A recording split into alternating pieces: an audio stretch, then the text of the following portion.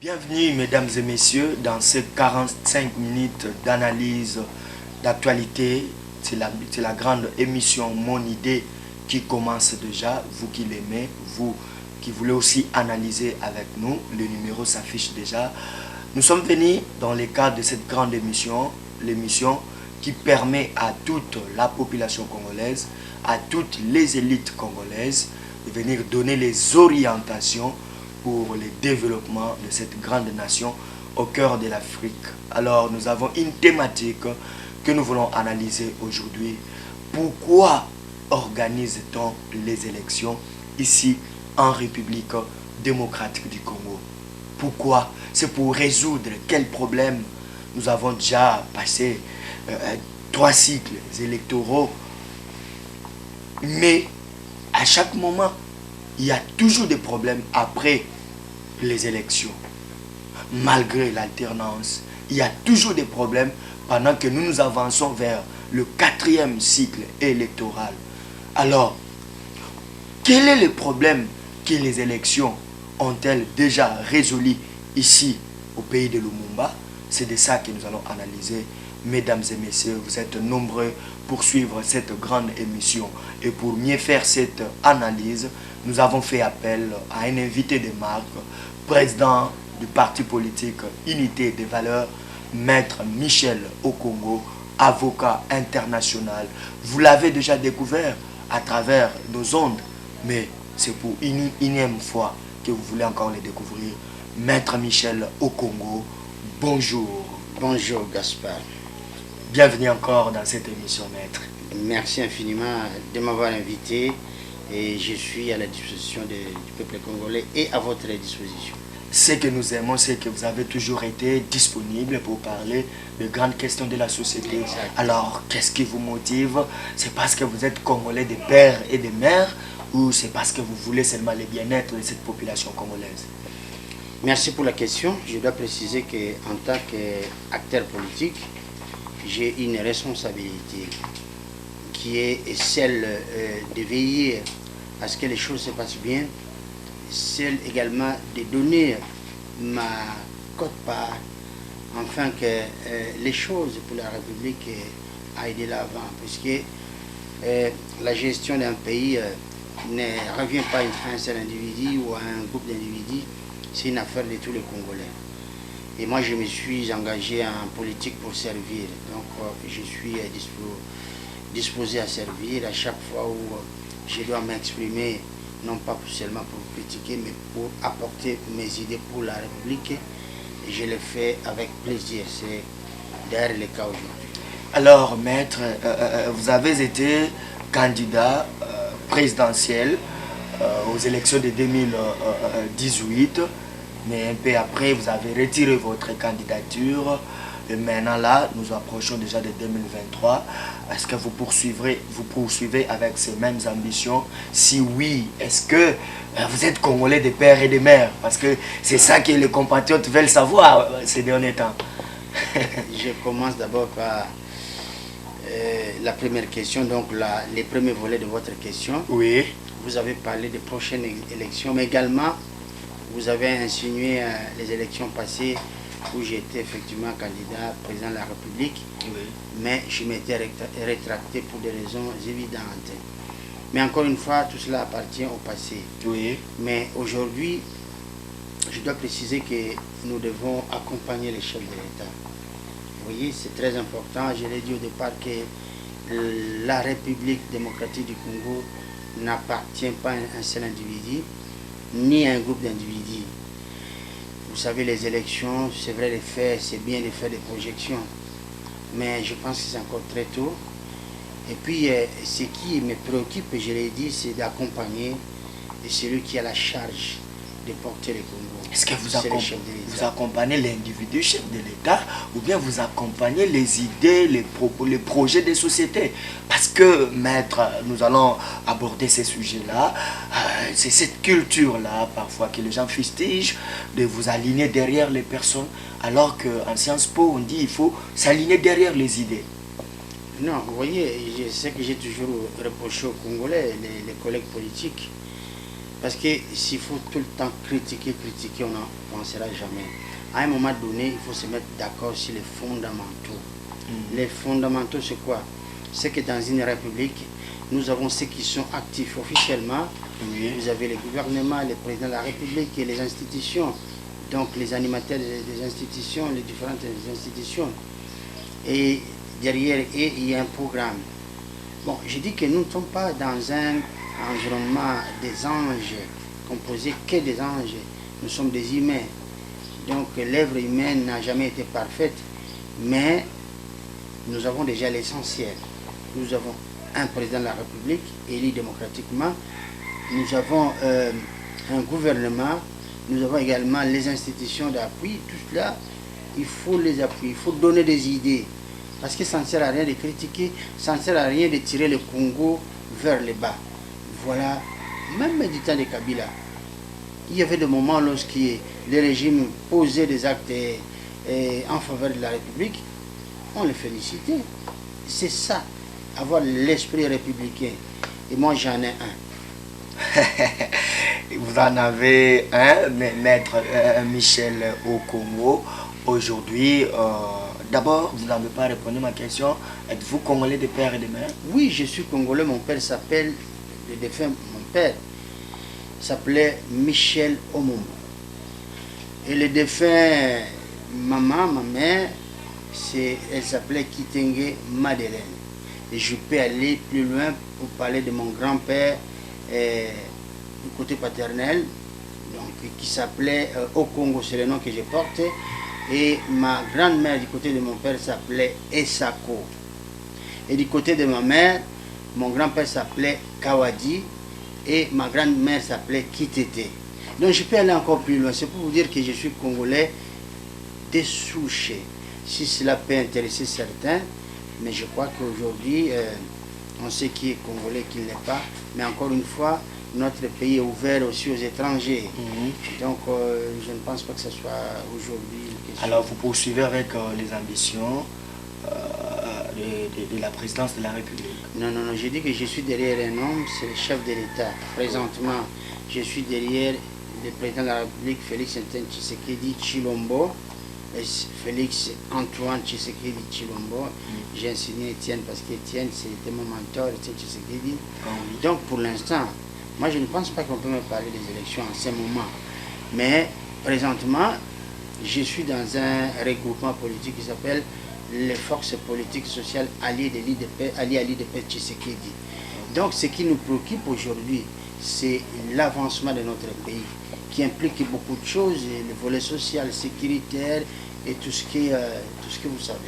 Vous parlez de l'avancement de notre pays. Alors l'actualité est que le chef de l'État avait en fait initié un séminaire de renforcement, si vous voulez, des capacités ou de renforcement de la bonne gouvernance à l'endroit de tous les membres du gouvernement Sama Lukonde. Alors, est-ce que c'est une bonne initiative? Moi, je ne saurais pas commenter l'initiative du chef de l'État.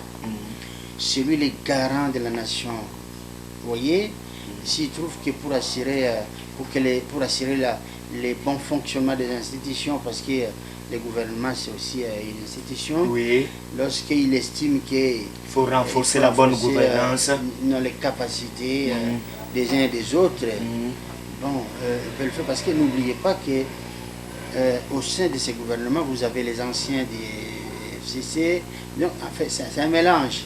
Et vous savez aussi que ceux qui ont appartenu au moboutisme et ceux qui ont appartenu à FCC ont acquis une certaine mentalité de négativité. Comment ça? Oui, mais si nous avions combattu Mobutu, c'était pourquoi? Parce qu'il y avait la négativité. Et hier, si nous avions combattu le FCC, c'est parce qu'il y avait la négativité. Si le chef de l'État estime qu'il a ouvert large ses portes et qu'il a pris tout le monde et qu'à un certain moment, il faut les rééduquer, c'est ce que moi j'estime, eh bien, ça tombe à pic, ce séminaire de renforcement des capacités. Donc il faut l'y encourager. Voilà ce que moi j'ai. Au lieu de passer directement par un remaniement, mais il faut les encourager pour qu'ils puissent continuer. Donc il faut passer par Et ce séminaire de renforcement des capacités, séminaire de renforcement des capacités, ça veut tout simplement dire qu'il y a une certaine défaillance notoire dans l'action du gouvernement. Alors le chef d'État Vous affirmez ça? Non, je vous dis ce que moi je pense. Okay. Vous m'avez demandé de commenter, j'ai dit que je ne vais pas commenter, mais j'estime pour ne Okay. pas, tout simplement, ce sont des estimations. Parce que vous êtes président d'un grand parti politique. Mais exact. Donc vos mots, quand vous les dites, là, Oui. donc c'est tout le monde. D'ailleurs, l'émission va passer à travers nos plateformes et sur Internet partout. Il fallait suivre le discours d'ouverture du chef de l'État. Oui. Il y a des mots qui ont été prononcés qui a tendance à confirmer ce que je vous dis. Okay. Donc, moi je crois que c'est tout à fait normal qu'on puisse procéder à cette démarche, qu'on puisse renforcer la capacité des uns et des autres, en fait qu'ils puissent se mettre avec sérénité, avec une certaine connaissance dans l'action pour le gouvernement et pour le peuple congolais. Pendant ce moment, les médecins sont en grève, Maître Michel, au Congo.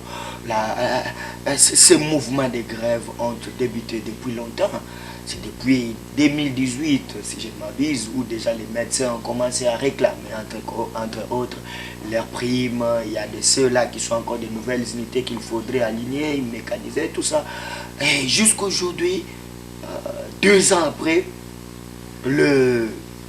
la prise de pouvoir par l'UDPS, ce parti-là socialiste qui prône le peuple d'abord, mais les médecins sont toujours en grève et les paisibles citoyens qui sont sur les lits des hôpitaux publics à travers le Congo, ils ne savent à qui tourner les regards, Maître Michel. Oui, c'est une entorse à la République, mais je dois préciser que les mouvements de grève font partie de la démocratie, d'une expression démocratique. Vous voyez, lorsque vous avez un groupe de gens, au lieu de s'adonner à la barbarie, à la violence, s'expriment démocratiquement pour revendiquer leurs droits, entre guillemets. Moi, je pense qu'il n'y a rien de mal dans tout cela parce que la grève, ça se passe partout, malheureusement, aux États-Unis, en France, dans des pays dits démocratiques, développés. Donc, il faut encourager cela. Et j'espère que le gouvernement Sama Lukonde sera très attentif aux revendications des médecins. Voilà ce que moi je pense. Mais n'oublions pas que le Congo, c'est avant tout un pays sinistré par les différents régimes qui se sont succédés au pouvoir dans notre pays. Ben, maintenant, vous voyez, chaque régime a un défi à relever. Donc, le régime Tshisekedi a un défi à relever et n'oubliez surtout pas que bien qu'il avait prêté, je parle du président de la République, bien qu'il avait prêté serment un certain le 24 janvier 2019, mais l'effectivité du pouvoir, il a obtenu à partir de décembre 2020. Donc il y a eu quand même une période, oui, il y a eu une période de flottement. Je ne vais pas y revenir là-dessus. Vous êtes un grand journaliste, vous êtes très branché, vous le savez. Merci. Et donc, le problème, c'est que le Congo, je tiens à le préciser, le Congo appartient à tous les Congolais. Vous voyez? Et l'article 5 de la Constitution prévoit que la souveraineté appartient au peuple. Le chef de l'État en fait partie, il émerge de la société civile, donc du peuple. Et lorsqu'il a des responsabilités, ce n'est pas parce qu'il est à l'avant. Oui, je parle aussi de lui comme de tous les ministres qui sont là, et tout ce qui anime les institutions. Ce n'est pas parce qu'ils sont là que nous devons les laisser faire. Nous avons le devoir de les accompagner dans cette grande tâche qui est de reconstruire notre pays. Mais la crainte de cette grève, Maître Michel, au Congo, c'est qu'elle arrive à un moment où la République démocratique du Congo fait face à une troisième vague plus virulente que toutes les vagues qu'on avait connues de Covid-19. Et tous ces malades-là qui viennent avec des plaintes de Covid-19 et d'autres malades, ne pensez pas que ça va créer encore d'autres problèmes au sein de la société? Je dis toujours, en principe, lorsqu'il y a grève, oui, il y a aussi dialogue. Les gens parlent. Donc il y a les mouvements syndicaux et donc les représentants des grévistes qui parle également avec les gouvernements. Oui. Donc le dialogue n'a jamais été rompu parce qu'il y a grève. Je pense que nous allons attendre des uns et des autres un comportement responsable et qui pourra nous amener à mettre fin à cette grève. C'est vrai, c'est tombé à un mauvais moment. Il n'y a pas que le Covid qui tue. Nous sommes dans la saison sèche où vous avez la résurgence de la grippe et la malaria qui est là toujours présente. Donc vous voyez, nous sommes dans un pays où vous savez les gens qui tombent malades tout le temps. Moi j'aimerais vous dire que ce qui est positif, il y a le dialogue qui s'est déjà installé. Maintenant, il faut que les choses avancent afin que les médecins puissent trouver gain de cause. Il y a les dialogues, Maître Michel Okongo. Aujourd'hui, 61 ans après l'accession de la République démocratique du Congo à la souveraineté tant nationale qu'internationale, doit-on continuer seulement avec des dialogues ou bien il faudrait trouver des solutions aux vrais problèmes de la population congolaise? Non, là, je ne vous coupe pas la parole, on était en train de parler sur un cas spécifique. Ok. Donc ça peut concerner les aviateurs, donc le transport aérien, oui. Ça peut concerner les cheminots, oui. Parce qu'il s'agit d'une grève. Voilà. Donc je parle de grévistes qui doivent certainement se faire déjà, qui doivent avoir un contact avec les responsables concernés, donc le ministère de la Santé, puisque au sein du gouvernement, il y a, il y a la solidarité. Je pense que d'autres ministres qui interviennent également dans ce secteur, parce que la médecine ne fonctionne pas de manière autonome. Oui. Vous avez la médecine, vous avez les recherches scientifiques, vous avez, quand il s'agit d'importer les outils médicaux, tout cela, les instruments médicaux, donc il y a d'autres services ou d'autres domaines aussi qui sont intégrés. Donc c'est un tout. Et moi je crois que ce qui compte, c'est les dialogues. Il faut que les gens parlent entre eux et qu'ils trouvent des solutions, qu'on puisse trouver des solutions qui puissent nous amener à retrouver la quiétude de ce côté. Alors, vous avez été candidat aux élections présidentielles de 2018, bien que vous avez retiré votre candidature. Pourquoi Maître Michel Okongo, pourquoi organise-t-on les élections dans un pays? Non, vous savez, l'organisation des élections, d'abord, c'est un moment de renouvellement. Ça permet le renouvellement des institutions, mais également des individus qui amènent les institutions. Ça, c'est un. Les élections ne sont pas forcément un moment d'affrontement entre camps, différents camps. C'est vraiment un moment de renouvellement des institutions, un moment de renouvellement de la vie politique. C'est comme ça qu'on doit voir les élections. Plus que ça, je crois que c'est pas ça. Malheureusement, vous allez peut-être... Mais si c'est ça seulement, Maître, cela veut dire que dans ce que vous dites là, ça n'a rien à voir avec la population. Si c'est pour seulement renouveler les institutions, renouveler la vision politique, tout ça, cela veut dire que ça n'a rien à voir avec la population.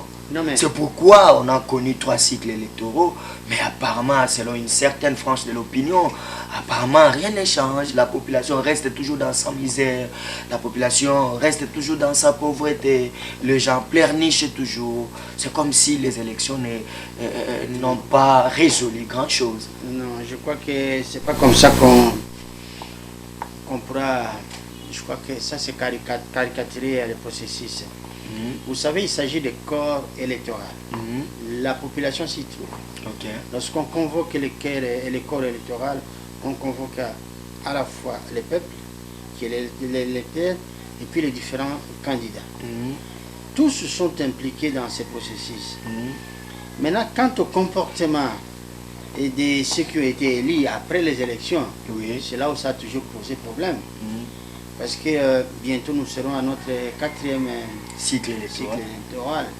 Mais lorsqu'on jette un coup d'œil en arrière pour voir ce qui s'est passé en 2006, en 2011 et en 2018, nous avons vu que il y a eu manque de transparence. C'est ce qui a fait que à l'issue de chaque élection, le peuple ne s'est pas retrouvé. Donc ça c'est aussi un problème où de part et d'autre, il faut tirer des responsabilités. Est-ce que le peuple, lorsqu'on vient vers lui, fait attention au discours? Ou bien il regarde ce que le candidat a entre les mains? Il a un t-shirt, il a une canette de bière, il a un peu de billets de fonds. Est-ce que c'est ça qui intéresse? Lorsque vous avez un député qui vous dit que non, je ferai un pont depuis ici jusqu'à Kikwit, il vous fait rêver. Vous avez d'autres qui viennent vous dire que nous allons vous vendre, on va vous amener, on va amener à chacun un bout de ciel que vous allez garder chez vous. Vous voyez, il y a des gens qui viennent faire rêver la population. Et lorsqu'ils sont élus, eh bien, ils sont là pour faire ces petites comptes. J'ai dépensé combien. C'est comme on dit, les Quinois disent que c'est devenu comme un ligablo. Vous avez dépensé autant, vous voulez en tirer des bénéfices, 10 000 fois les bénéfices. C'est pas ça l'esprit. L'esprit des candidats, c'est lui qui se présente avec une vision, c'est servir le peuple, servir votre population, être utile pour l'humanité. Voilà ce qui devra désormais préoccuper les candidats. C'est-à-dire qu'un candidat qui vient, surtout au niveau de la présidence, son parti politique, son regroupement devra avoir une vision ou encore un projet de société, et c'est à ces projets-là que la population devra adhérer. Exact. Mais est-ce que vous, les partis politiques, vous, les initiateurs des partis politiques, est-ce que vous montrez à la population, est-ce que vous dites à la population vos projets de société? Ou bien c'est des discours démagogiques que vous venez montrer pendant la période électorale, au lieu de dire à la population ce que vous avez dans votre projet de société, mais on a comme l'intention que vous venez avec un autre discours démagogique et propagandiste. Non, moi je ne peux pas répondre à la place de tout le monde. Moi je sais qu'on crée un parti politique ou alors on adhère en politique, parce que la politique c'est avant tout un engagement. On s'engage en politique non pas seulement avec les ambitions, mais d'abord avec un projet de société, une vision pour la République. Malheureusement, il y a certains, je ne vais pas citer les noms, qui ne sont pas prêts à suivre ces chemins, mais je vais parler d'unité de valeurs. Nous mettons la population et le peuple congolais au centre de nos préoccupations. Nous sommes venus non pas seulement avec des ambitions, mais avec un projet de société, mais aussi avec une vision de grandeur pour la République.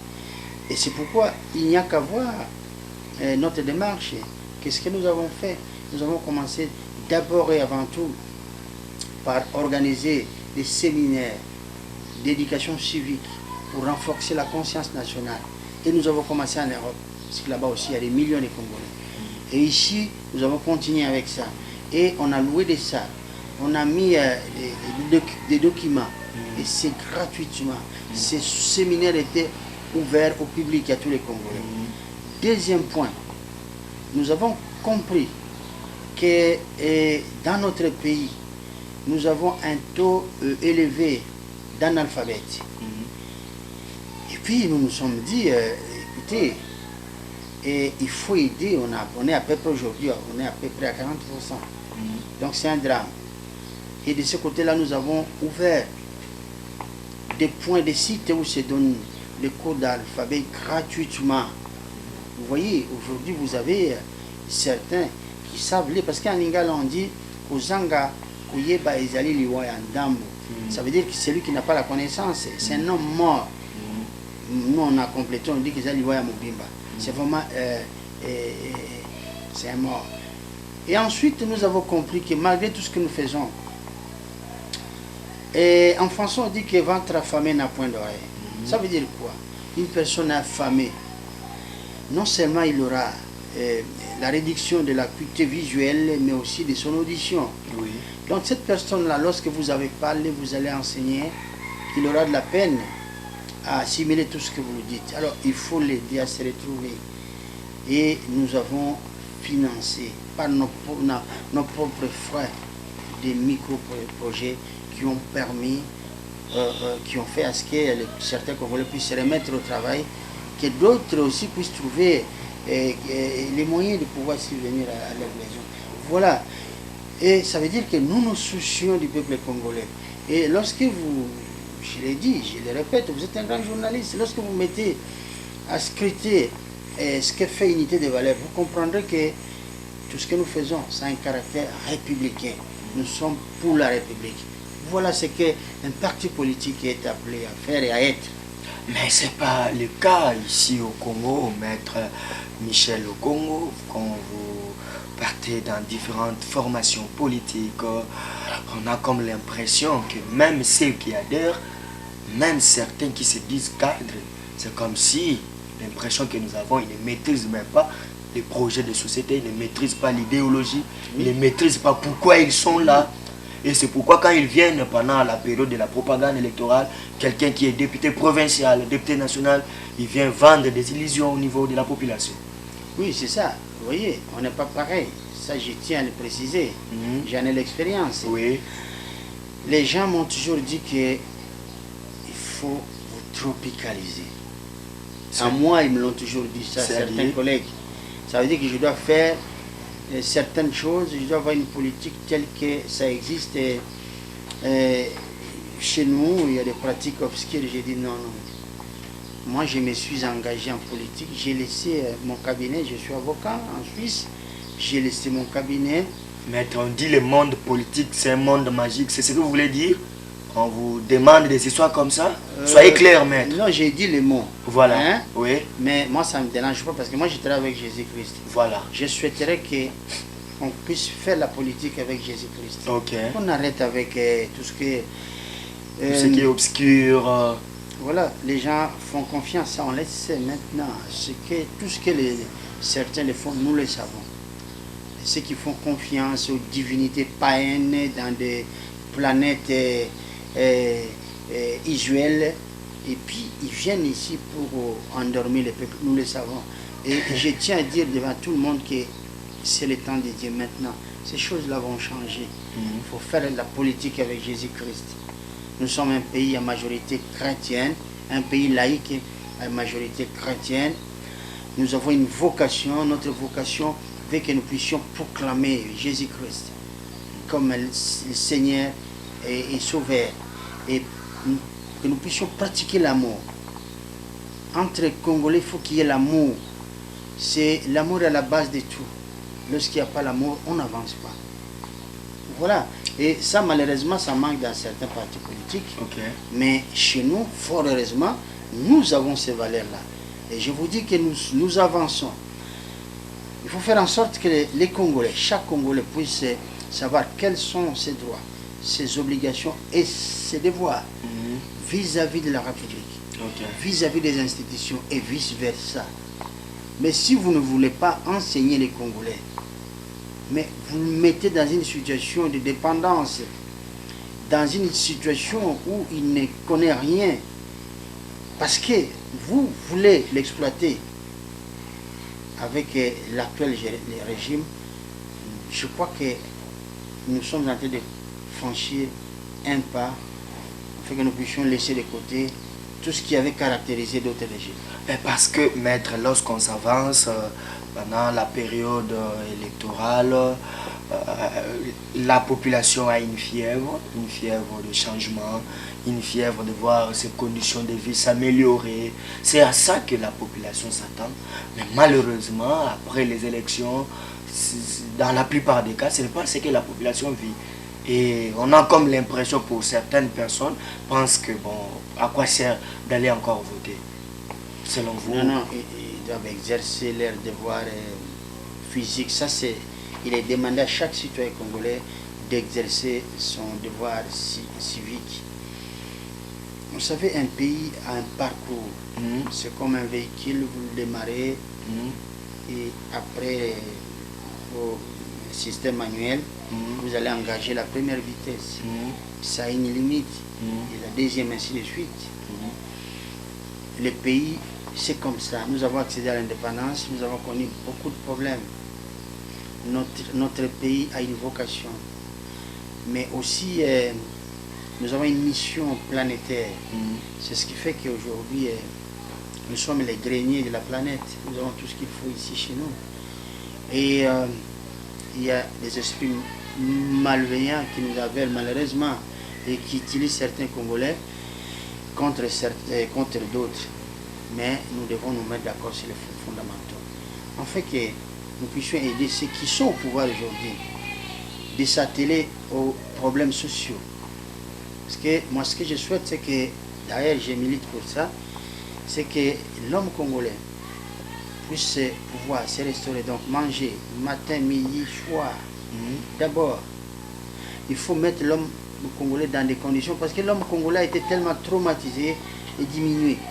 Mais nous ne pouvons pas parler de l'essor économique, de tout ce que vous voulez, sans que nous puissions d'abord nous occuper de l'homme congolais. Parce que l'homme est à la base du développement. C'est l'homme qui développe son pays. Et pour qu'il puisse être à même de développer son pays, sur tous les plans, il faut s'occuper d'abord de lui. Il faut le mettre dans les conditions. Ceux qui vont dans sur la ligne ne vont pas affamer. Il y a la technologie qui est passée par là. Donc je ne vais pas multiplier des exemples. Vous comprenez que Dieu a créé le monde, donc l'univers, il nous a légué.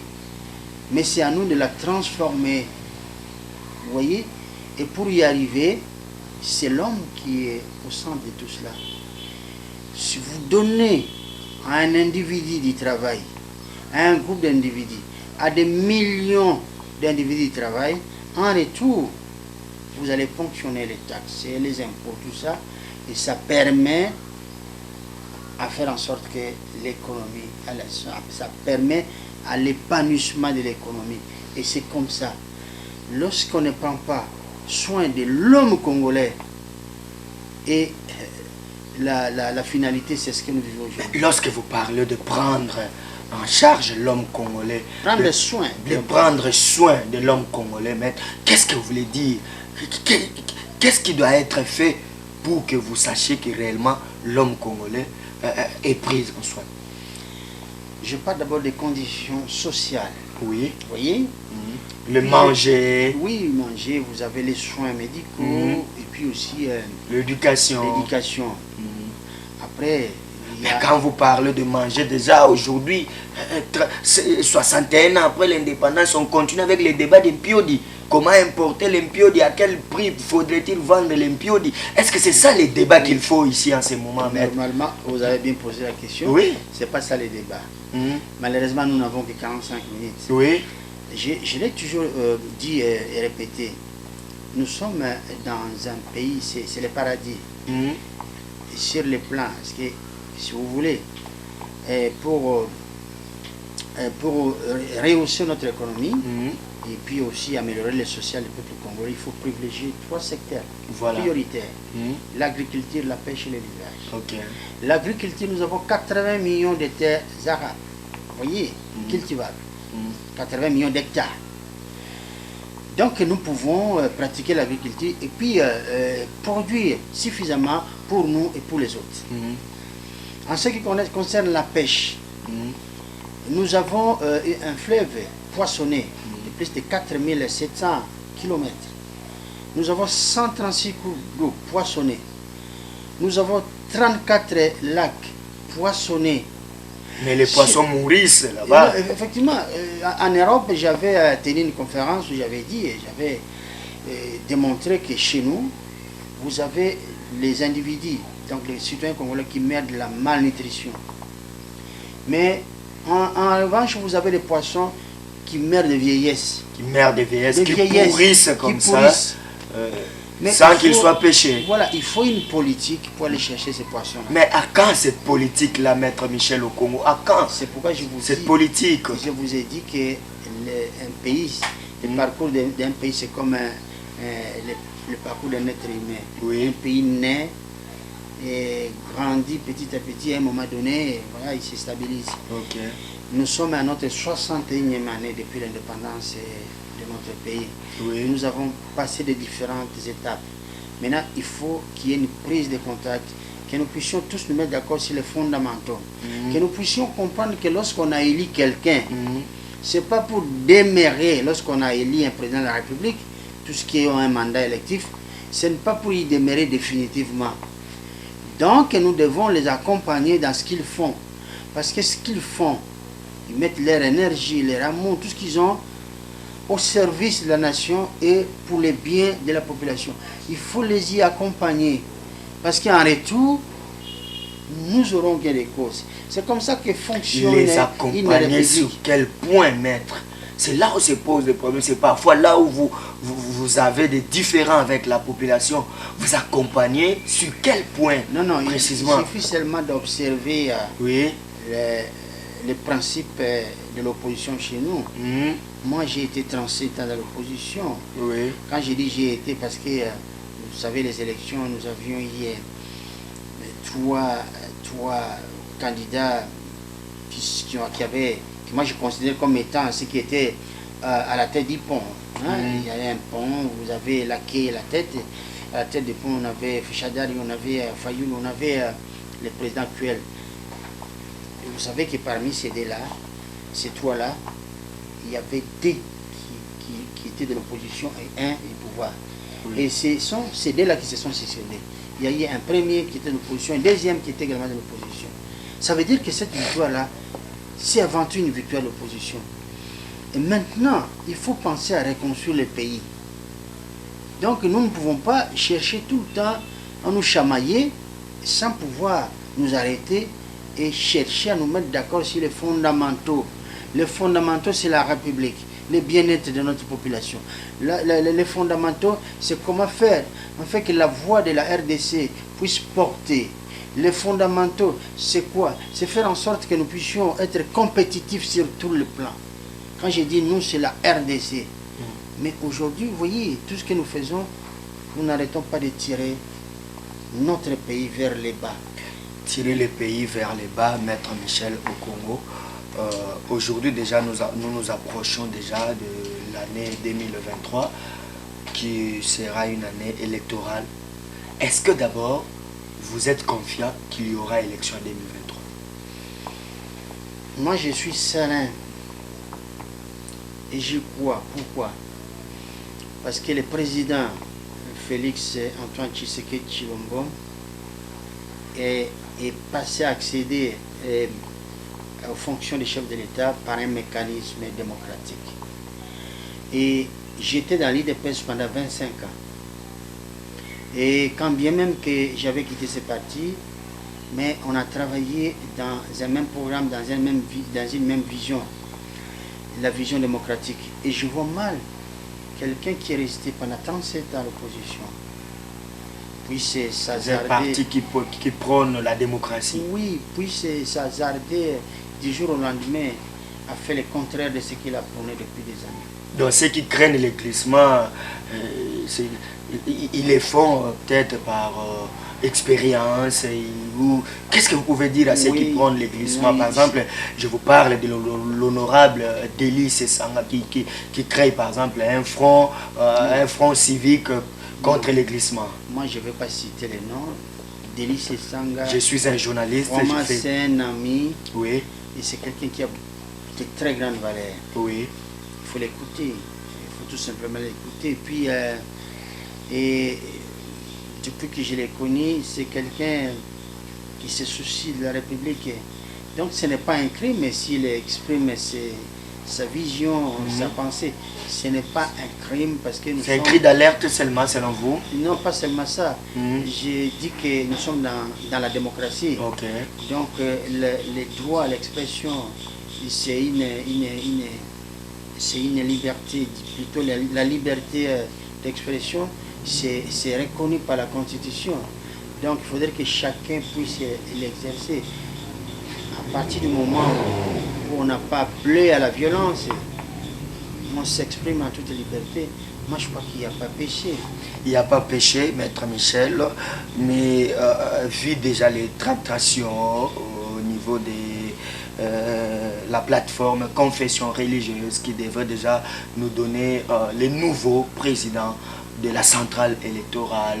Et déjà, il n'y a pas plus tard que cette semaine où déjà les confessions religieuses ont brandi un rapport selon lequel pendant leur réunion, ils ont obtenu des menaces par-ci par-là, des politiques de tous bords pour qu'ils ne fassent pas leur travail à bon escient. Alors, est-ce que c'est une bonne attitude, celle-là, d'intimider les confessions religieuses? Est-ce que c'est une bonne attitude déjà? C'est pas entraver déjà ou encore donner une fois de plus des raisons à ceux qui craignent l'organisation des élections en 2023? Moi, je ne peux pas affirmer des choses dont je n'ai pas la preuve. Vous avez suivi à travers les zones médiatiques. Oui, mais c'est à lui d'apporter la preuve et de les porter à qui des droits. Mais si tel est le cas, c'est regrettable. Ça, c'est un deuxième point. Vous voyez, l'histoire de la CENI, elle a toujours été marquée par des empoignades. Vous voyez, ça ne date pas d'aujourd'hui. Jamais les Congolais ne se sont mis d'accord sur un candidat ou sur un autre. Mais tout ce que je note, qu'on trouve parmi les meilleurs fils de ces pays, il y en a pour présider la destinée de la CENI. Nous avons, moi j'avais appuyé lorsqu'on avait présenté un candidat, c'est Délion Kimulungu. C'est un expert. Celui qui avait piloté la CENI pendant plus de 6 mois, pendant des moments où qui avait précédé la mort de l'abbé Maloumal, parce qu'il a été formé par l'abbé Maloumal, tout comme un Nanga. Nanga, c'est un cadre que le système Kabila a tordu. Comment ça? Oui, je vous l'ai dit. Attention. Nanga a été pris en otage par les FCC. Ça, c'est une vieille histoire. Voilà. Je ne veux pas que nous puissions recommencer. Mais j'ai dit tout simplement qu'il faut qu'on mette les hommes qu'il faut, des vrais techniciens à la tête de la CENI. Je le répète, je le dis devant les Congolais. Nous avons un certain Délion Kimulungu. Il est connu des Congolais. Lorsque j'ai appris que cet homme-là avait accepté de porter certaines responsabilités à la CENI, vraiment j'étais très joyeux. Je pense que je demande au chef de l'État et à tous les collègues politiques d'avoir une pensée pour cet homme-là, de le faire confiance. Là, vous ne faites pas déjà une propagande? Non. Avant? Vous savez, moi, j'ai toujours dit, il faut mettre l'homme qu'il faut à la place qu'il faut. Vous savez, l'excellence, moi je l'ai mérité. Et tout autour de moi, j'aime voir l'excellence. Les gens qui ont une certaine compétence. Les gens qui ont mis du temps et du sérieux pour apprendre un métier. Les gens qui ont été jaloux de leur probité morale. Vous voyez, ce sont ces gens-là que moi j'aime protéger s'il le faut et parler d'eux. Maître, en fait, Jacine, par la réalisation que nous sommes arrivés presque à la fin de notre entretien, vous allez regarder la population congolaise, problématique des élections, situation sociale de la population. Qu'est-ce que vous pouvez dire? C'est l'émission Mon Idée. Nous voulons que vous donniez aussi, que vous donniez vos idées pour que ce pays puisse aller de l'avant. Merci, je vais regarder à mon peuple avec courage, avec sincérité. Je vais vous dire une chose. Vous avez été désabusés à plusieurs reprises. Dans mes métiers, j'ai dit que vous avez été escroqués. Mais surtout, vous êtes laissé escroquer parce que vous êtes prêtés au jeu des charlatans politiques qui sont venus vers vous en fait de vous dépouiller. Vous leur avez donné une voix et cette voix a compté. Et c'est grâce à cette voix qu'ils se sont retrouvés là où ils sont aujourd'hui. D'autres c'était hier, d'autres aujourd'hui. Et une fois arrivés, beaucoup n'ont plus pensé à vous, ils vous ont laissé, ils vous ont abandonné à votre propre sort. Ne recommencez plus cela. Soyez conséquents. La Constitution prévoit que c'est le peuple qui est le souverain primaire. Et puis, les élections ne sont pas une occasion pour brûler le pays. Lorsque nous irons demain aux élections, soyez responsables. Mettons-nous d'accord sur les fondamentaux, sur les projets et les idées. Maintenant, concernant la vie sociale, je me battrai à chaque fois où je serai aux côtés des chefs de l'État, d'ailleurs qui y pensent, Parce que c'est lui qui donne la pulsion aujourd'hui pour la République. Et à l'entendre, il a toujours parlé du social de notre peuple. Je sais également que lui-même, il y pense. Et ensemble, nous devons comprendre que ce n'est pas l'affaire d'un seul individu, c'est l'affaire de tous les Congolais. Nous devons tous nous y mettre. Soyez sereins, les meilleurs et à venir. Merci. Le débat sur la communauté, c'est déjà clos. Oui, et vous savez, nous sommes à la télé, vous m'avez... on connaît les règles. Oui. Et vous êtes toujours généreux. Voilà. Vous me donnez beaucoup de temps. Moi, je ne vais pas en abuser. Voilà. Voilà, c'est ça. Merci beaucoup. C'est moi qui vous remercie, Gaspard. Alors, fidèles téléspectateurs, vous étiez très nombreux pour suivre cette édition de l'émission Mon Idée. Il était question de voir pourquoi organise-t-on les élections. Et vous avez suivi l'intervention de notre invité, vous avez compris la pertinence de ces idées.